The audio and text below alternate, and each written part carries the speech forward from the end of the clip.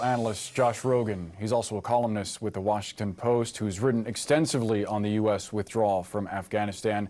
Josh, we appreciate you sharing part of your weekend with us. Let's start with that detail from Nick Payton Walsh that it was apparently an al-Qaeda affiliated wanted terrorist who knocked on the door of the presidential palace in Kabul and essentially said to the associates of the former president of Afghanistan, "You have to get out." Yeah, this is shocking but not surprising. The Haqqani network and the Afghan Taliban have been working together this whole time with a lot of support from elements of the Pakistani security state. And we had reporting just last night that the Haqqani network, which again is a designated foreign terrorist organization led by terrorists, has been placed in charge of security in Kabul. In other words, there are terrorists in charge of policing the streets of Kabul under the Taliban government right now. So that just puts the lie to this idea that you've heard that, oh, the Taliban are going to fight the terrorists, or that, oh, they're even going to disassociate themselves from terrorists, or even that Kabul will become a place where we don't have a terrorist threat, or that al-Qaeda is gone, like Joe Biden said yesterday, because on the ground, as Nick Payton Walsh just reported, that's just not the case. The terrorists are everywhere. There are lots of different kinds of terrorists. They're not all the same, but the Taliban is friends with all of them, it seems. Josh, it's not the first time that we've seen this White House have some dissonance from what we're hearing, not only from our reporters on the ground, but even from other members of the Biden administration. You noted the disconnect between President Biden saying al-Qaeda is gone in Afghanistan to the news that we're getting.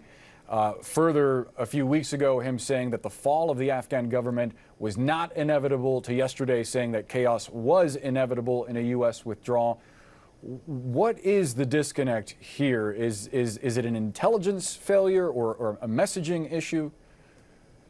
Both. I mean, I think first we had the intelligence failure, obviously, and now we have a messaging issue. In other words, the Biden team in the White House, if you just see what they're focused on the narrative. They're focused on spinning this disaster to avert blame. And inside the Biden administration, they're all focused on blaming each other. It's a circular firing squad. And the military and the intelligence community and the State Department and the NSC are all leaking against each other to any Washington reporter who will listen. And none of that has anything to do with what's going on in Kabul, which is a humanitarian crisis that's getting worse, by the way.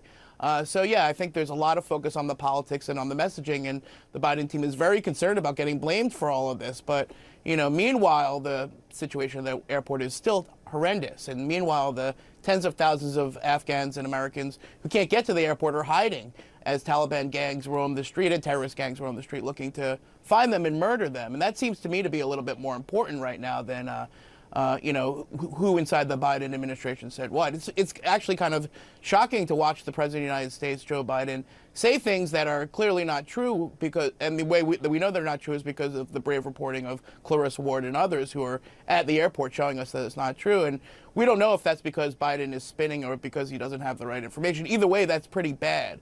But we'll have plenty of time later to review how we got into this mess. The patient's still on the operating table. The crisis is still ongoing right now. That has to be their first priority, in my view.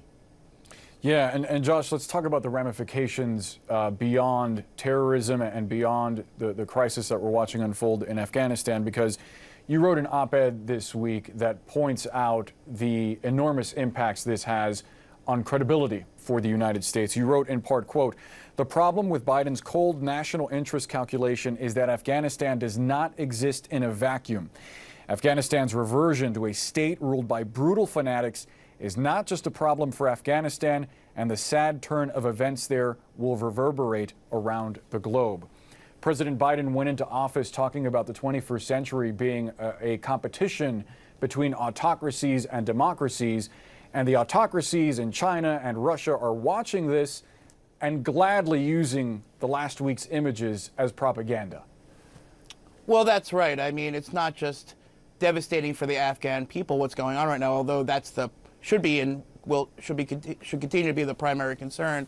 Of course, the U.S. withdrawal from Afghanistan and the bungled nature of it, the real disaster of lack of planning and lack of execution, shows the world that America can't even retreat competently. Okay, it's one thing not to be able to win the war; it's another thing to trip over yourself on the way out the door. And and people are going to die because of that, and that was avoidable, and that's shameful. More broadly, China and Russia will, of course, use this to not only portray the United States as an empire in decline, but to fill the void. And you see that already. They're hardening and strengthening their relationship with the Taliban, which is odd if you think about it, because China's committing a genocide against Muslims, but they don't even care. They're going to make friends with the Taliban because they're both dictatorships, because they're both thuggish regimes that are aligned against us. And for all of our Western allies who we sort of threw under the bus, and for all of our Afghan allies who are begging us to save them and waiting for us to save them, it just sends a message to every other group around the world that the United States might tell you for a while that they believe in things like human rights and democracy and freedom and women's rights, but at some point they might pull the rug out from under you and then ask you why you fell down. We have to leave it there. Josh Rogin, thanks so much for the time. Thank you. Tropical storm Henri is churning slowly toward New England. We're talking to the administrator of FEMA about what the federal